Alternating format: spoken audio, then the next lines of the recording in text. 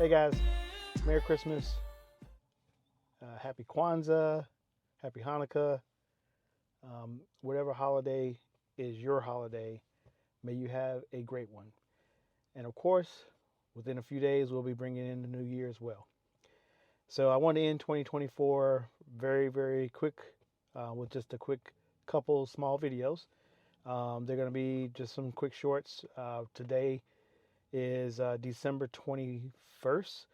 And I'm actually going to be taking a quick look at one of the newer EA stations here in Charlotte. It just came online just a couple weeks ago, and that is the one downtown. I believe it's off of King Street. So we're going to see how well that actually performs today and what it looks like because it's in an odd place. It's in the parking lot of a bank, and I've just never really understood why you would put one in that location. But who knows? It actually might turn out to be a good location, and especially for someone who owns an EV and they live downtown. They don't need to charge every single day, but they need to get some quick charging done once or twice a week. Might be a good option for them. For me, traveling is kind of on my way going back out, just a little bit of a just diverted just a little bit downtown, but it does make sense for me to at least try it out at least one time to see if it's worth it. Because normally what I would do is I would actually travel all the way over to the university side of town, which is where IKEA is at, and charge at the EA station over there. And they do have a third EA station that's opening up in right up the road from that one, which is kind of odd, but it does get congested at that one. That is a 10 bay station, and the other is a 4 bay station downtown, and it's going to be a 6 bay station at in Concord Mills. So it's kind of evolutionary, right? They're slowly evolving their network here in Charlotte. But if you compare it to Atlanta, there's nowhere near it because Atlanta has about 16 EA stations. Now it's still nowhere near enough because we know that Tesla still dominates them, probably 30-1, right? So that's what it seems like. But at least 2-1, I would say realistically is what Tesla has in place already for Tesla chargers in bigger cities, and especially in Charlotte, we're probably talking about what 4 or 5-1, because I know there's already three Tesla chargers, superchargers that are in the Charlotte area, and you're talking about over 1.5 million people that's in this area, so it doesn't make sense for you not to have a little bit better charging infrastructure. But we know that everything is going the way of uh, what makes sense, right? And unfortunately, for this market right now, the infrastructure is the only thing that's really moving because the cars are sitting on lots. You do occasionally see some people close out the 2023 models because 2024 models are already there. But realistically, though, you're not noticing what you should be noticing, and I think that's something that's got a lot to do with the way the market is going right now. And if we start thinking about um, the way that the market was last year this time, we're at a total different point. I mean, it's like complete 180. We were last year barely could get a car in. The cars were marked up anywhere from 3,000 to 10,000 or $15,000 over MSRP. So it made it very hard for someone to just jump in and buy a car. And especially if they wanted to get an EV, it was like, okay, I had to play the waiting game and see if I can get a car if it was available on the waiting list and so on. Well, now cars are starting to stock up on the lots. No one's really looking at EVs because gas prices are very low right now. And that is the one key factor that I think pushed a lot of people to go to an EV in 22 and in late 21. And that was the fact that gas was kind of on the rise, right? Last year, this time, I think gas was around $3.35 in the Carolina area. This year, it's about $2.80. So you tell me what makes sense for you to jump and buy an EV where you can definitely save a lot of money when it comes to overall fuel costs, right? But if you're in a location that doesn't have good energy rates, like I live in South Carolina, so our energy rates right now are around 14 cents a kilowatt. I think North Carolina here is somewhere around 20 cents a kilowatt. That's still very, very good compared to some states where it's like 35 to 40 cents a kilowatt. So then you start adding it up, and it's almost like a break even point between getting a gas car and getting an EV. So realistically, it depends on what are you looking for and if it's the right time for you to buy in the market. This market right now is so weird. Um, I've seen crazy deals on EVs. The last couple of days of November, there was a dealership in Columbia, South Carolina that had about 7 or 9 Ioniq 6s. And I like the Ioniq 6 for the design. My wife doesn't like it that much.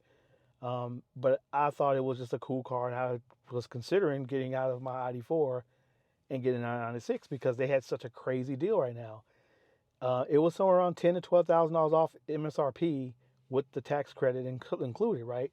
And that was a really good deal.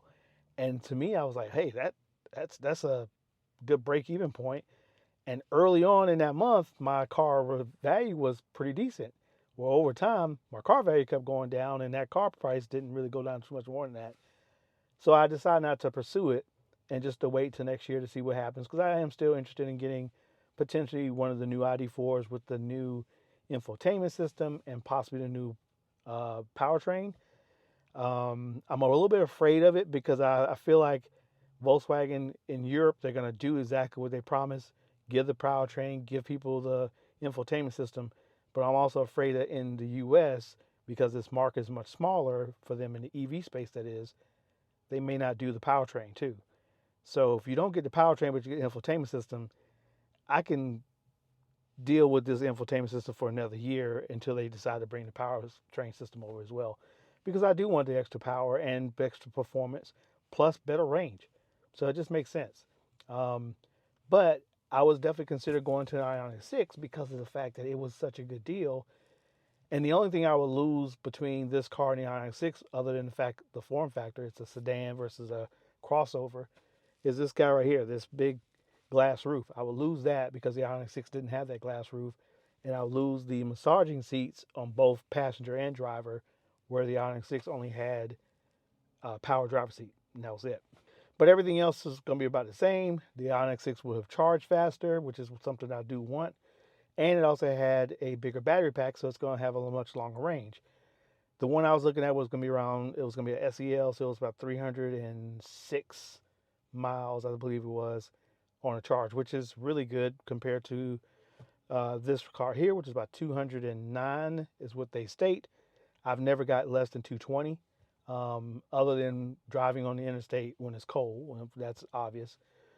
So I was thinking, okay, that's not a bad little increase. More power, more range, slightly extra features. But there are sometimes like today, it's 50, no, I'm sorry, 63 degrees right now in Charlotte, and today is December 21st, and to me it feels like holy crap. I'm almost like baking in here with the window down. So I can tell you right now that I have enjoyed this car so far, and I feel like this car does a lot that makes me feel comfortable. I feel like Volkswagen has put together a really good product. The biggest fault is, to me, it is two things in this car. It is the infotainment system has not been reliable. It's been good sometimes, but never great. But it's still not reliable. It has a really slow time booting up and running when it's really cold. Hot days, no big deal. Um, and then the other thing that kind of makes me feel just a little bit frustrated with Volkswagen is the fact that they have one thing that keeps happening to me and it drives me freaking nuts, and that's the phantom braking. Now, when I first got the car for the first 2 months, I never had a phantom braking incident whatsoever. I made a comment to a friend of mine who was talking about it, and I heard about this, and I was like, I never had it happen to me. Ever since then, the car seems to say, "Oh, you haven't heard it? Oh, I'm gonna get you," because every 2 or 3 weeks, I'm backing out of my garage, and boom. And if you've never felt a emergency braking system like latch on, it is the most like violent feel. And I'm going less than 5 miles an hour, so it feels like I'm going back in my seat almost 10 to 15 miles an hour from just 2 or 3 miles an hour backing out. So I make sure I try to drive really slow out of my garage because from what I'm reading is the sensors will detect if you kind of turn your steering wheel a little bit too much as you're backing out. It would detect the wall of the garage door and think that it's a person walking into your field and it'll stop you. But that's the only time I've ever had the phantom braking happen. If I'm just backing up a parking lot or just driving normally, it never happens like that. And that was the one thing I laugh about it now, but it's been about 6 different times it's happened since I made that comment. Probably back in maybe October, September. So I think it was September when I made it. And my wife was with me a couple times when it happened, and we both looked at each other and it was like, what the heck? So Volkswagen, if you listen to this video and you are thinking about other ways to improve your vehicles to get people to want to buy your EVs, you got to get rid of that phantom braking issue. It's got to be a quick sensor adjustment. I know it's pretty easy to calibrate. That should be an update that should come over the air. We haven't seen that yet either, Volkswagen. I'm not that mad at you about it as long as my car is operating for the most part like normal. However, I will say this, it doesn't make sense that I don't have that option. You see what I'm saying? You should always have the ability to give someone over-the-air updates. It's been done. You've done it already for older cars.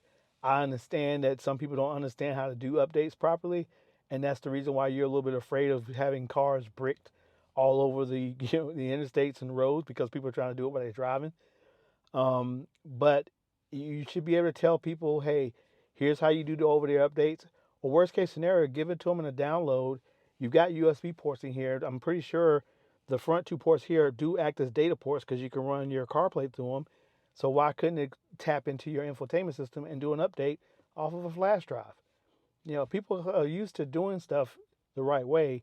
You just got to give them options.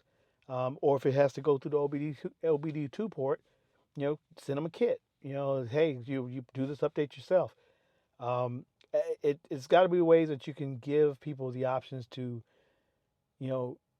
do the simple things so they will enjoy your experience better than if you just do it the normal way, where I've got to wait months and months and months. Some people have been waiting years just to get an update to go from 2.2 to 3.1. I'm running 3.1.5, I think it is, or something like that. But I know 3.5 is out. And I don't know what the difference between 3.1.5 and 3.5 is, but I'm pretty sure there's some updates there that I don't have.